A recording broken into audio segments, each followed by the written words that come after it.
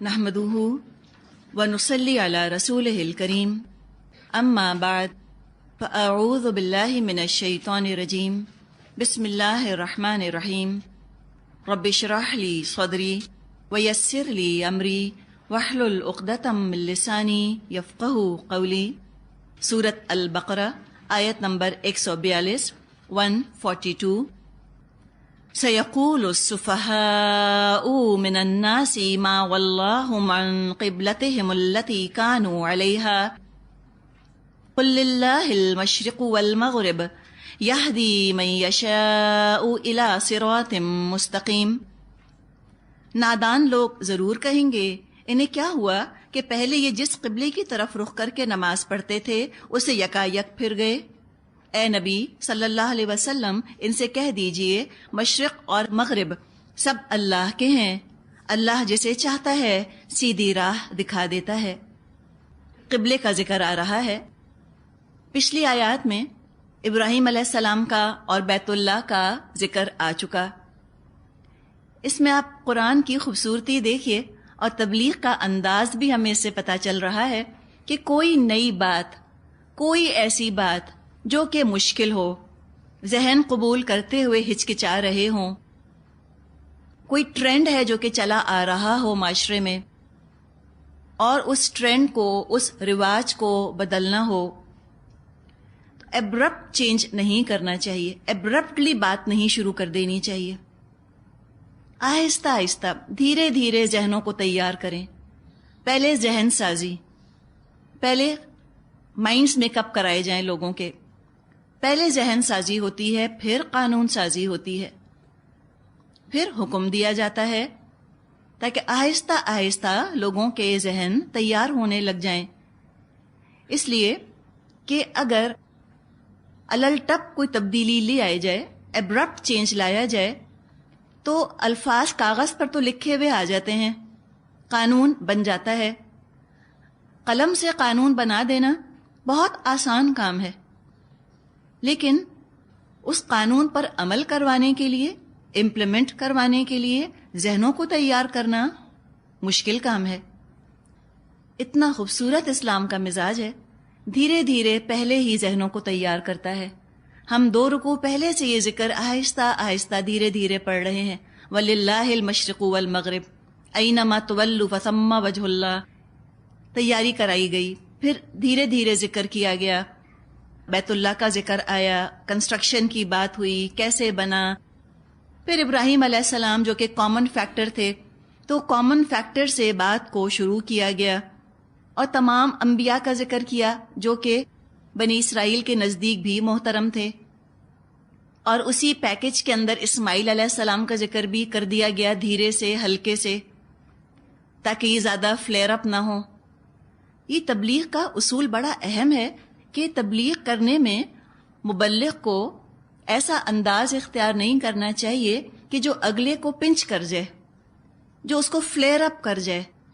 اسلام کو سینسیشنلزم بالکل نہیں پسند، اسلام تو اصلاح چاہتا ہے، اسلام کو کلیش نہیں اچھا لگتا۔ اگر بالکل ہم کہتے ہیں نا منہ در منہ آ کر، فرنٹ پہ آ کے جب کلیش شروع کر دیتے ہیں تو اصلاح نہیں ہو سکتی، اس لیے کہ انسان کے اندر ضد اور تعصب بھڑک اٹھتا ہے۔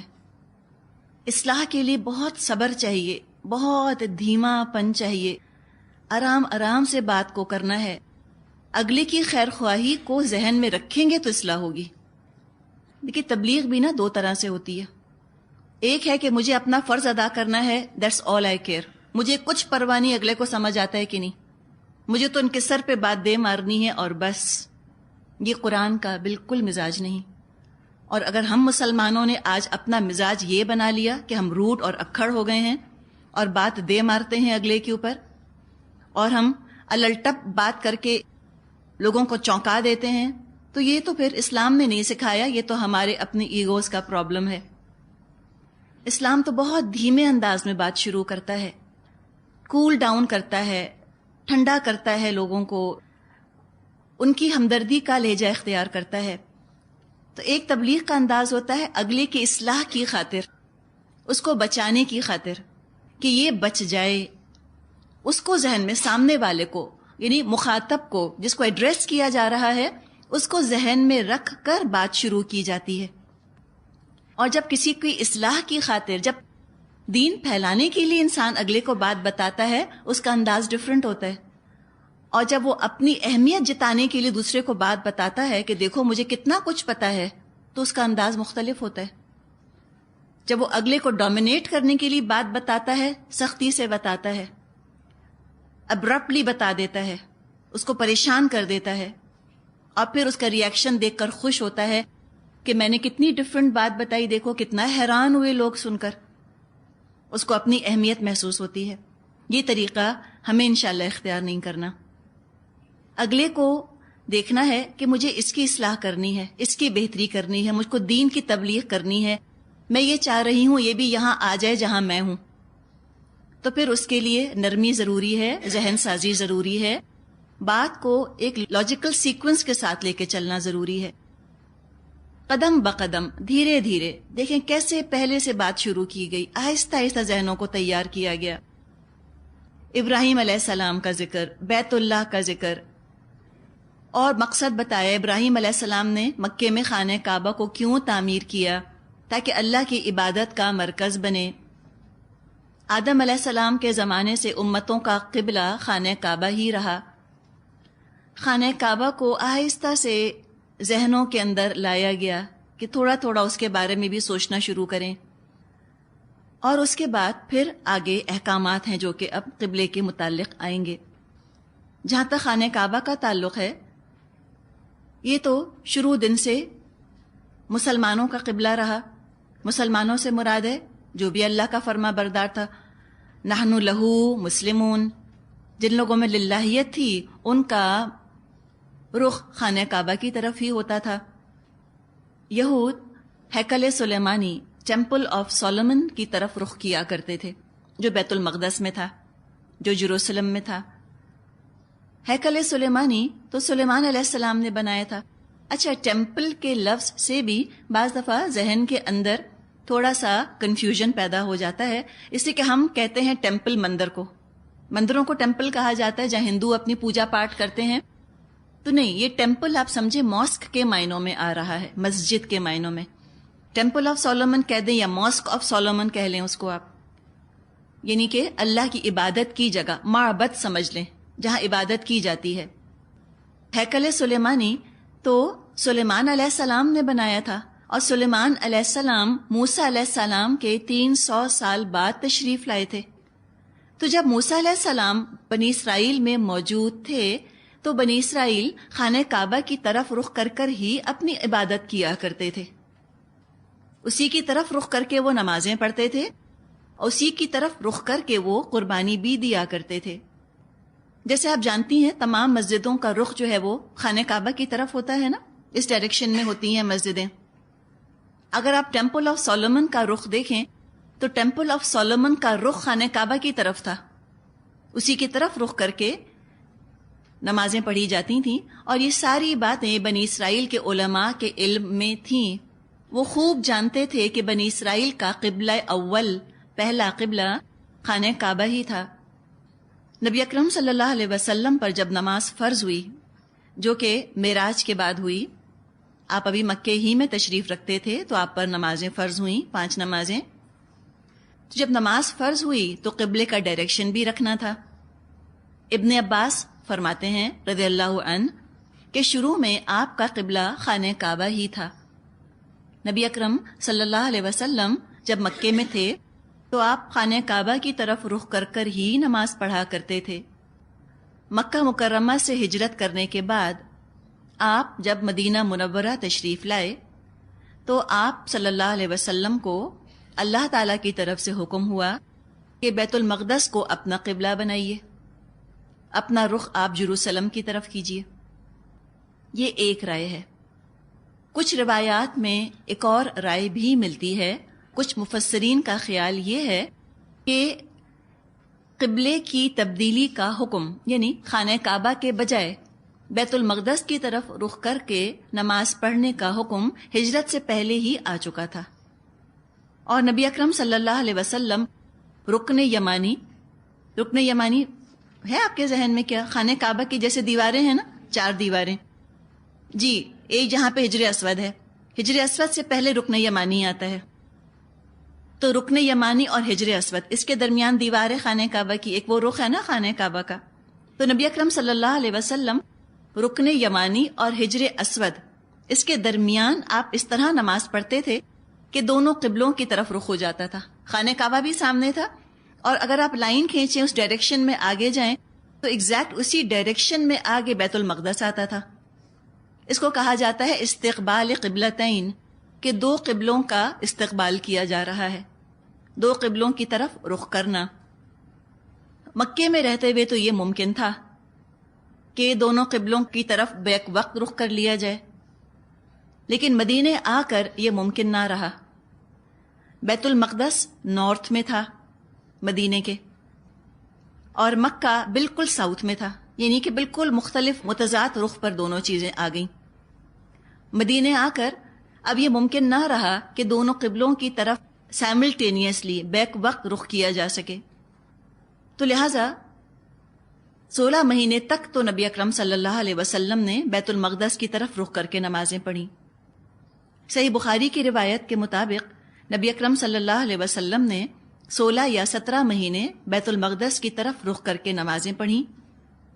اس کے بعد اب یہ قبلے کی تبدیلی کا حکم آ رہا ہے. کیا حکمتیں ہیں؟ کیوں اللہ تعالیٰ نے رخ تبدیل کرنے کا حکم عنایت فرمایا؟ اپنی حکمتیں اللہ بہتر جانتا ہے. اللہ کی حکمتوں کو، اللہ کے فیصلوں کو ہم انسان اپنی چھوٹی چھوٹی عقلوں سے نہیں سمجھ سکتے. وہ تو خود ہی بہتر جانتا ہے. کیا بات ہے. لیکن چند لوگوں نے کوشش کی ہے کہ تھوڑی سی حکمتیں اس کی تلاش کی جائیں.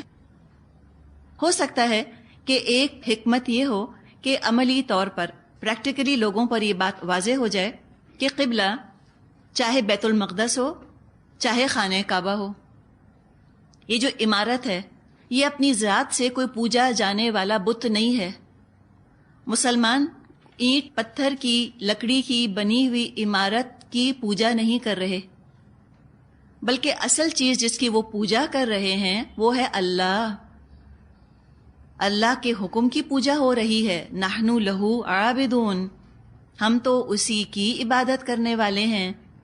جن میں للہیت ہوتی ہے وہ کسی خاص سمت میں، کسی خاص ڈائریکشن میں، کسی خاص رسم میں اٹک نہیں جاتے. وہ تو یہ دیکھتے ہیں میرا رب کیا چاہتا ہے، جدھر اللہ پھیرے وہاں انسان پھر جائے. جیسے کمپس ہوتا ہے، مومن کا دل بھی کمپس کی طرح ہوتا ہے، اور اس کی سوئی جو مومن کا دل ہے اس کا رخ تو اللہ کی طرف ہوتا ہے، اور اللہ ہر سمت میں موجود ہے. تو یہاں پر پھر آپ دیکھیے ذہن تیار کیے گئے کہ سیقول السفہاء، ان قریب کہیں گے بے وقوف. اب کوئی بھی اپنے آپ کو بے وقوف کہلانا پسند نہیں کرتا، تو یہاں بھی بتا دیا کہ کم عقل ہی ہوں گے جو کہ ان باتوں میں بحثیں کریں گے کہ رخ جو ہے وہ مشرق یا مغرب کی طرف کیوں پھیرا جا رہا ہے. یہ تو تعصب ہے، یہ تو پریجوڈس ہے، نیرو مائنڈڈنس ہے، تنگ نظری ہے کہ انسان کسی خاص ڈائریکشن میں اٹک جائے. تو فرمایا کہ بیوقوف ہی کہیں گے لوگوں میں سے کہ آخر کس چیز نے ان کو پھیر دیا ان کے قبلے سے جس پر کہ یہ تھے. تحویل قبلہ کے حکم پر اہل کتاب کا جو رد عمل ہونے والا تھا، جو ان کا ریاکشن ہونے والا تھا، یہ اس کی تمہید ہے. ان کے اعتراض کو، ان کے کرٹیسزم کو پری ایمپٹ کیا جا رہا ہے کہ پہلے بھی ناسخ منسوخ پر یہ ہنگامہ کرتے رہے، اور اب تو بیت المقدس کے بجائے جب خانہ کعبہ کی طرف رخ کرنے کو کہا جائے گا تو بہت شور مچائیں گے. تو جواب پہلے ہی دے دیا کہ مشرق مغرب سب اللہ کے ہیں. وہ ہدایت دیتا ہے جس کو چاہتا ہے، یا جو چاہتا ہے کہ مجھے ہدایت ملے اللہ اس کو ضرور ہدایت دے دیتا ہے. تو جب کسی چیز میں کنفیوژن کریٹ ہو، دماغ میں شکوک اور شبہات آئیں کوئی بات سن کے، سب سے پہلے رجوع اللہ، یاد دلا دیں ہم اپنے آپ کو کہ نحنو لہو مسلمون، نحنو لہو عابدون، نحنو لہو مخلصون. ہم اللہ کے فرما بردار ہیں، ہم اللہ کی عبادت کرنے والے ہیں، ہم اللہ کے لیے خالص ہیں. جب یہ بات یاد آ جائے تو پھر انشاءاللہ تعالی اللہ سے دعا کرتا ہے انسان، اب بھٹکتا نہیں. ایک حکمت یہ بھی ہو سکتی ہے خانہ کعبہ کے بجائے بیت المقدس کی طرف رخ کر کے مسلمانوں کو نمازیں پڑھوانے کی، تاکہ یہودی یہ سمجھیں کہ یہ ہمارا ہی ایک گروہ ہے، مسلمان کوئی الگ دین لے کر نہیں آئے. اس لیے کہ ابھی تو مشرکوں سے پہلے ہی فرنٹ کھلا ہوا تھا، ایک محاذ پہلے ہی کھلا ہوا تھا. اب ہجرت کرتے ہی اگر یہودیوں کو بھی ایلینیٹ کر دیا جاتا، ان کو بھی اگر دور کر دیا جاتا، تو ہو سکتا ہے کہ فوراً ایک اور محاذ کھل جاتا یہودیوں کا. تو بیک وقت سائملٹینیسلی اتنے سارے محاذ کھول لینا، اتنی ساری مخالفتیں اٹھانا، یہ بھی عقل کی بات نہیں ہے. شروع میں جب نبی اکرم صلی اللہ علیہ وسلم ہجرت کر کے مدینے تشریف لائے تو یہودیوں نے کوئی بہت زیادہ دشمنی کا مظاہرہ نہیں کیا. سوچا ہوگا کہ یہ تو ہمیں ہی فالو کر رہے ہیں، ہمارا ان کا قبلہ ایک ہی ہے. ان کو یہ خیال ہوگا کہ یہ ہمارے انڈر رہیں گے مسلمان، ہمارا ہی ان کے اوپر انٹلیکچوئل ڈومینیشن رہے گا، ہم ہی ان کے اوپر حاوی رہیں گے، یہ ہمارا ہی سب گروپ بنے گا، ہمارا ایک گروہ بن کر رہیں گے. تو وہ اس خیال میں رہے، یہ بہتر بھی تھا. 15-16 مہینے کے عرصے میں مسلمان سیٹل ہو گئے، قدم ان کے جم گئے. تو اب اصل قبلے کی طرف مسلمانوں کا رخ پھیر دیا گیا. دراصل یہودیوں کے قبلے سے مسلمانوں کو ہٹا دینا یہ صرف ایک سمبل کی بات نہیں تھی، صرف ایک ریچول کی بات نہیں تھی، بلکہ اس کے پیچھے بہت بڑی حقیقت چھپی ہوئی تھی، اور بہت تلخ حقیقت تھی، بٹر ٹروتھ، بٹر فیکٹ، جو کہ یہودیوں کو بالکل پسند نہ آیا. تو ایک اور بات سمجھیے، قبلے کی تحویل کے پیچھے جو فیکٹر تھا وہ بھی یہودی پہچان گئے. تو جنہوں نے ہنگامہ اتنا کیا تحویل قبلہ پر، یہ صرف اس لیے نہیں کیا کہ خانہ کعبہ کی طرف رخ کر کے نمازیں کیوں پڑھ رہے ہیں مسلمان، بلکہ وہ انڈر کرنٹس پہچان گئے، اس کے نیچے جو وجوہات تھیں وہ بھی وہ پہچان گئے. وجہ یہ تھی کہ مسلمانوں کو بیت المقدس سے ہٹانا اور خانہ کعبہ کی طرف ان کا رخ پھیر دینا دراصل اس بات کا اظہار تھا کہ امامت کا منصب، لیڈرشپ کی پوسٹ یہودیوں سے واپس لی جا رہی ہے. وہ اس کے اہل ثابت نہیں ہوئے، وہ ڈیزرو نہیں کرتے. بنی اسرائیل کو معزول کیا جا رہا ہے، ڈسکوالیفائی کیا جا رہا ہے، اور ان کی جگہ اب مسلمان امت اس عہدے پر فائز ہو رہی ہے. اب یہ نئی امت ہے، یہودیوں کے ماتحتی میں کام کرنے والے لوگ نہیں ہیں مسلمان. تو تحویل قبلہ یوں سمجھے سیک کیا جاتا ہے نا، کسی کو جاب سے نکال دیا جاتا ہے، تو ایسے جاب سے نکال دیا گیا بنی اسرائیل کو. اب فارغ ہے نا، اچھی بات ہے، فارغ ہو کر گھروں میں بیٹھیں. بتائیے، اچھی بات ہے. کیا یہ کوئی ایسی چیز ہے جس کی تمنا کی جائے کہ ہے ہمیں بھی اللہ نکالے، ہمیں بھی فارغ کرے، ہم بھی بیٹھیں اپنے گھروں میں اور کھانے پکائیں اور پارٹیز اٹینڈ کریں؟ نہیں. جب اللہ چن لیتا ہے تو پھر ذمہ داری بھی ڈالتا ہے، فخر محسوس کرے، جاب تو مل گیا، امپلائڈ تو ہیں، نوکری تو لگی ہوئی ہے. یہودیوں کو ڈسکوالیفائی کر دیا گیا. اور تحویل قبلہ دراصل مسلمانوں کی یوں سمجھی کہ تاج پوشی کی جا رہی ہے، ان کی کورونیشن سیریمنی ہے. فرمایا یہدی من یشاء الی صراط مستقیم، اللہ ہدایت دیتا ہے جس کو چاہتا ہے سیدھے راستے کی طرف. تو مشرق اور مغرب کا چکر چھوڑو، ہدایت کی فکر کرو. ہدایت بڑی چیز ہے، تمنا کرو کہ اللہ ہمیں ہدایت مل جائے. فرمایا آیت 143، بہت پیاری آیت ہے، دل چاہتا ہے بس انسان اسی پر بات کرتا رہے. اس کو ضرور انڈر لائن کیجیے آپ اور غور کیجیے گا اس پر. وَكَذَلِكَ، اور اسی طرح. یہ کذالک کا اشارہ کس کی طرف ہے؟ یہ بڑا دور گیا ہے اس کا اشارہ. یہ گیا ہے کہ کذالک کس کی طرح بنایا، جعلناکم امۃ وسطا، اور اسی طرح ہم نے بنایا تمہیں ایک امت وسط. کس کی طرح بنایا؟ جیسے بنی اسرائیل کو بنایا تھا. یہ بڑا، اس میں کہتے ہیں نا تل کی اوٹ میں پہاڑ ہے، اس ایک کاف کے پیچھے پوری تاریخ ہے. کذالک، اتنی لمبی جو داستان سنائی گئی بنی اسرائیل کی، کوئی داستان سازی کے طور پہ تھوڑی، کوئی داستان گوئی کے طور پہ تھوڑی، کوئی فولکلور تھوڑی تم کو سنایا جا رہا تھا کہ بنی اسرائیل کو یہ ہم نے دیا، پھر بنی اسرائیل دیکھو تم نے یہ کیا. اے مسلمانوں تم کو عبرت دلائی جا رہی تھی، تم کو بتایا جا رہا تھا کہ تم سبق حاصل کر لو، تم کو بھی اللہ بڑی فضیلت دینے والا ہے. فضلتکم علی العالمین، بڑے اونچے مقام پر کھڑے ہو رہے ہو، اس مقام کو ذرا پہچانو تو، کتنا نمایاں کر رہا ہے اللہ تم کو، کتنا پرومیننٹ کر رہا ہے، کتنی بلندی پر کھڑے ہو.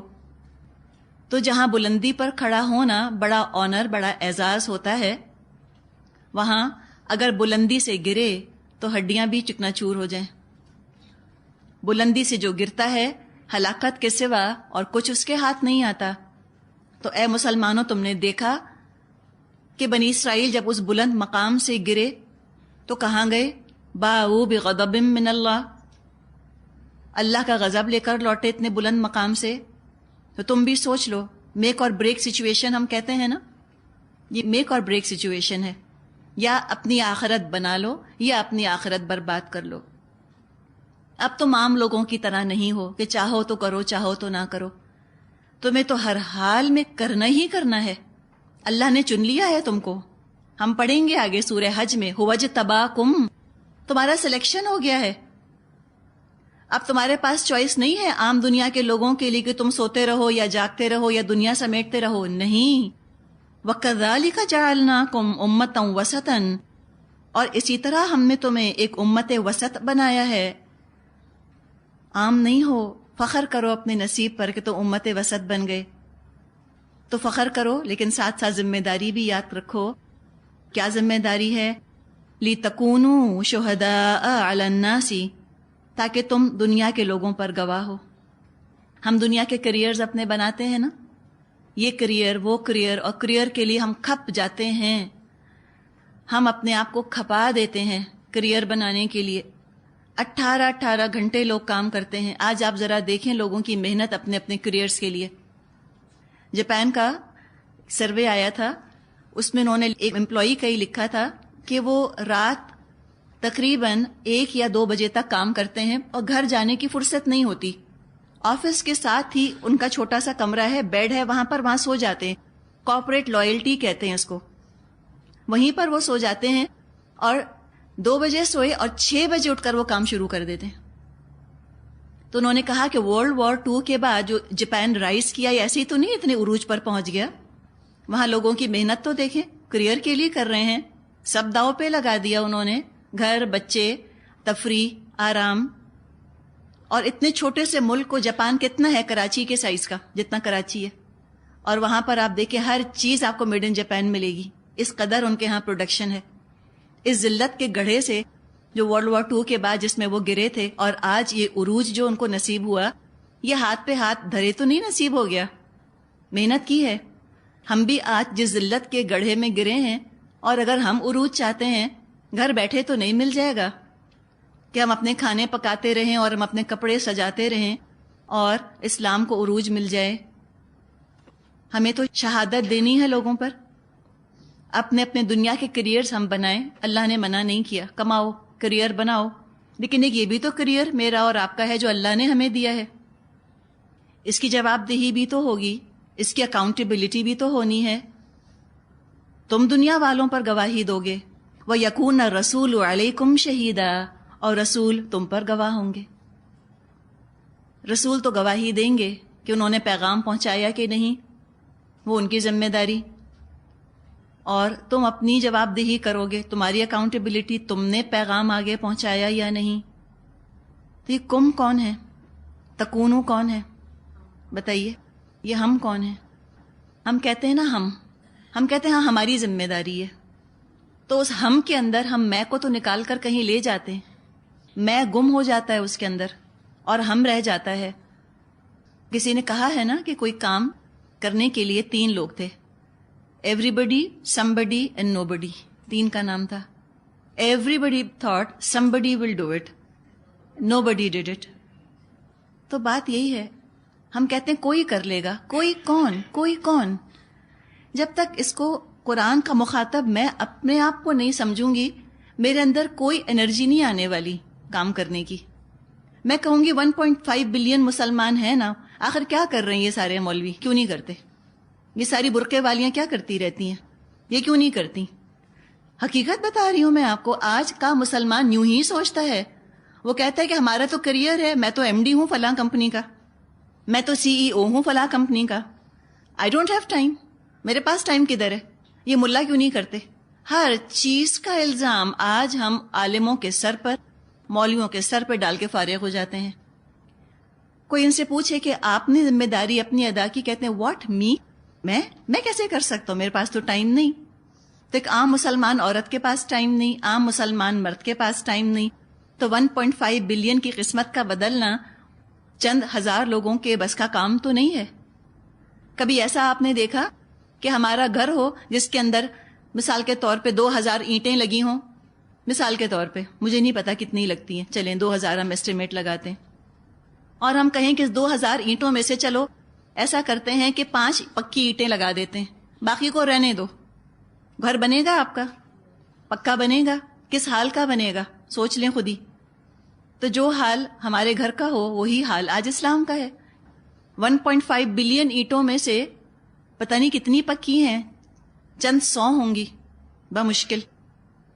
جب تک ہم اپنے آپ کو نہیں پکائیں گے, اور پکتا ہے انسان آزمائشوں سے گزر کے, مشکلات سے گزر کے, جب اپلائی کرتا ہے اپنے آپ کو, ہارڈ ورکنگ ہوتا ہے تو اس کے اندر ہارڈنس آتی ہے, مضبوطی آتی ہے. ہارڈ ورکنگ نہیں ہوتا, محنتی نہیں ہوتا, مضبوطی کبھی نہیں آئے گی, تمناؤں سے نہیں آئے گی. پھر نہ روئیں ہم کارٹونز دیکھ کر نبی اکرم صلی اللہ علیہ وسلم کے. ہم جیسے باقی چیزوں کی طرف سے انڈیفرنٹ ہیں, ہم گزر جائیں انڈیفرنٹلی کندھے اچکا کر اس کے اوپر سے. اور نہ ہی نعرے بازیوں سے اسلام کی مضبوطی آئے گی, نہ جلوس نکالنے سے آئے گی. 1000 جلوس اور نکال لیجئے, اسلام وہیں کا وہیں رہے گا جہاں آج ہے. جب تک ہم اپنے جذبات کو انٹرنلائز نہیں کریں گے, جب تک ہم اپنے جذبات کو تھامیں گے نہیں, جب تک اپنے دکھ, غم, غصے کو ہم چینلائز نہیں کریں گے, جب تک اس کو ہم ہارنس نہیں کریں گے, جب تک قرآن سنت کی لگام نہیں ڈالیں گے اپنے جذبات پر, ہم کبھی نہیں عروج کی طرف بڑھ سکیں گے. ایک مجھ میں اور آپ میں سے ہم سب جو یہاں بیٹھی ہیں, ہم باقی ساری دنیا کو بھول جائیں. ہم دیکھیں کہ یہ میرے کندھے پہ ذمہ داری رکھی ہے, مجھے ہی کچھ کرنا ہے تو ہوگا. یوں سمجھ لینا کہ دنیا میں ایسے کوئی بھی مسلمان نہیں ہے, بس میں اکیلی ہوں اور بس مجھے ہی کرنا ہے. حتی الامکان اپنے بس پڑھتے, مستطاعتو, یہ الفاظ ہم پڑھیں گے آگے ہود علیہ السلام کے. وہ کہیں گے کہ میں تو اتنا ہی کرتا ہوں جتنا میں کر سکتا ہوں, مستطاعتو, جتنی میری استطاعت ہے. وما توفیقی الا باللہ, اور کوئی توفیق نہیں جتنی اللہ دے دے. تو اپنی طرف سے ہم جب چینج لانے کی کوشش کریں گے, اپنی ذمہ داری پوری کریں گے, تو پھر چراغ سے چراغ انشاءاللہ تعالی جلتا چلا جائے گا, روشنی ہوتی چلی جائے گی. ہر اینٹ مضبوط ہوگی, اگلی بھی ہوگی. کیا کسی دیوار کی مضبوطی اس طرح آ سکتی ہے کہ اینٹ کو نکال ہی دیا جائے وہاں سے؟ نہیں آ سکتی. تو ہم اگر دین کا کام کرنے سے بھاگ جائیں, فرار حاصل کر لیں, ذاتی طور پہ ہم نے اپنے آپ کو تو بچا لیا, لیکن اسلام کو گرانے میں مدد دی. بہت بڑی ذمہ داری. لِتَكُونُوا شُهَدَاءَ عَلَى النَّاسِ وَيَكُونَ الرَّسُولُ عَلَيْكُمْ شَهِيدًا, تاکہ تم دنیا کے لوگوں پر گواہ ہو اور رسول تم پر گواہ ہو. تو یہاں پر مشرق اور مغرب کے چکر سے نکال کر بیچ کے راستے پر مسلمانوں کو چلا دیا گیا. وسط, 2 ایکسٹریمز کے درمیان, 2 انتہاؤں کے درمیان افضل اور بہتر چیز کو کہا جاتا ہے. وسط کا مطلب واسطہ بھی ہوتا ہے, لنک. لنک ہم کیسے ہیں یہ بھی دیکھ لیں. امت وسط کیسے ہیں پہلے یہ دیکھ لیتے ہیں. یہود ایک ایکسٹریم پر گئے, بے انتہا ان کی شریعت سخت ہو گئی تھی علماء کی تحریفات کی وجہ سے. نصارہ دوسری انتہا کو گئے, دوسری ایکسٹریم کو گئے. انہوں نے اپنے ہاں شریعت کو ایبروگیٹ ہی کر دیا, شریعت کو ختم ہی کر دیا. عیسائیت واحد مذہب ہے جس میں کسی قسم کی کوئی شریعت موجود نہیں ہے, کوئی حلال حرام کا ان کے ہاں تصور موجود نہیں ہے. ان 2 ایکسٹریم سے نکال کر بیچ میں اعتدال کے راستے پر مسلمان ہیں, صراط مستقیم پر ہیں. تو ایک اس طرح سے ہم درمیان میں ہوئے, افضل ہوئے, بہتر ہوئے. تو مسلمان تو ایکسٹریمسٹ ہو ہی نہیں سکتا. ہم تو ہیں امتن وسط, نام ہی رکھا ہے ہمارا, امتن وسطن. تو مسلمان اور ایکسٹریمزم دو مختلف باتیں ہیں، کانٹروڈکشن ان ٹرمز ہے یہ تو. مسلمان تو ایکسٹریمسٹ ہوتا ہی نہیں. ہاں، اسلام کو چھوڑ کر اور سنت کو چھوڑ کے پھر قرآن سنت کو چھوڑ کر پھر ایکسٹریمسٹ ہوتے ہیں. جو قرآن اور سنت کو تھامے رہتا ہے وہ تو معتدل ہوتا ہے.